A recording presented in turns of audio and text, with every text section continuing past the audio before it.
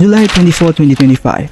That is the date when Wuthering Waves' most anticipated resonator Phrolova made her debut, and at the same time created a huge impact during a story quest and literally created chaos among the fan base with the ending of the story quest. What the heck is going on? Phrolova was first hinted during the Rinasita story quest, in which we had no clear idea if she will ever be a playable character, since somewhere in the depths of Huanglong there is a man that stitches clothes for Jinxie for the crimes he committed, and is still not playable character till today.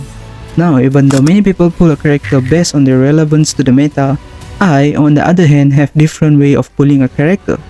I'm a different breed. I'm a different culture. I'm a different man. If this resonator story impresses me, then I will pull the character without a second thought. So when Phrolova's story quest dropped, I had to clear my schedule for the next few hours so that I could get immersed in the most well-crafted story in Wuthering Waves. But a small note is that this doesn't apply all the time. Sometimes I do pull certain characters due to meta, so no judging here if you guys pull for meta too. Phrolova's story quest was the major reason for me pulling for her. But little did I know her abilities and kits in this game are quite broken too. Phrolova's design is simple, but sometimes being simple can award us with great rewards. First of all, her ability to group the enemies in one of the main reasons for her to be so reliable in Whimpering Waves, because the enemies come in groups rather than individually, which often see in the Tower of Adversity. But does that mean she is only good for Viva and not TOA? The answer is no. Phrolova's other simple ability is the ability to get stronger the longer a matchup is. Phrolova's real strength comes when echo skills from teammates keep triggering extra attacks for Hecate. During a Maestro state, Phrolova's puppet continues fighting and each echo skill triggers enhanced attacks, stacking up to 10 times. This means the longer the fight lasts, the more echo triggers you can get from the teammates' rotation from Contrela, Rosha or Kuyan, resulting in more damage over time. So originally this was a good ability until Kuro updated the TOA with 2 extra flaws, and in this tower, the longer you fight, the more damage you will be dealing towards your enemy, and guess who has the built-in ability to get stronger as time passes by. So from being a good character, she went to become a great character in Wuthering Waves' major endgame modes. Now the only downside of Phrolova is a reliance on a signature weapon. And yes, I do know the Gotthard 1.0 String Master can be used as a substitute, but a signature weapon gives close to 48% damage increase.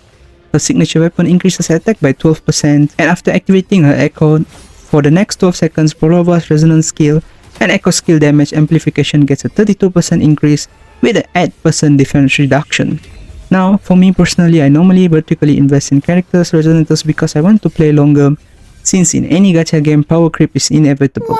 So I invested in S2 Phrolova, and in today's video, I'm going to explore why this was one of the best choices I ever made so far. When I first pulled for Phrolova, I was only planning to get to S0R1, just like any of you guys that wanted her too. But I was lucky to get her back-to-back in 10 pulls, which I didn't record by the way, but her S1 is just a quality of life improvement rather than the significant. But her S2 is where her true damage potential shines in this endgame mode. I was originally at 66 PT and decided to pull for Morin. But when the Viva update came, I felt that I had to play multiple times and it took me hours just to achieve the bare minimum. Now, I have mentioned in most of my videos that I'm someone with skill issues, so that is another reason I normally vertically invest in characters. But these two reasons are not even the major issues, but a slight inconvenience. But the one thing that keeps me vertically invested is time.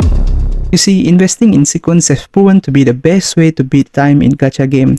More sequences mean more damage, and more damage means less time needed to complete the endgame modes. Now let's compare the damage difference between my Phrolova when I had her at S1R1 and now at S2R1. This was a damage comparison that was made 2 weeks back, where I showcased when using the 43311 set and 44111 set. But today I'm going to showcase the damage difference using 43311 set because that is the best echo set for her. When she was at S1, her highest damage there was around 54k burst during her, you know, the one she do like a dance or something, and during her echo transformation skill damage was around 26 to 31k. Now just look at the showcase and analyze the numbers at S2.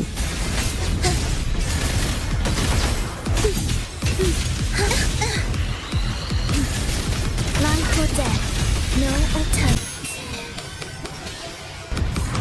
Witness blossoms in wind.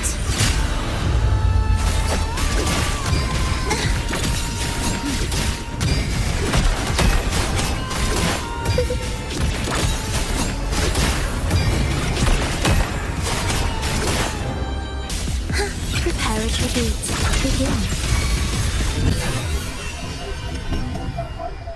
The damage has significantly improved compared to S1, and this is like 10 times the damage.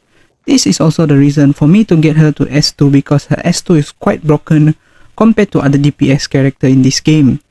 And another thing is because I simply want to see huge, big, fat ass numbers in my gacha game. Bye. And if you have any different opinion that is it bad to pull for S2, go and argue with the wall. Bye.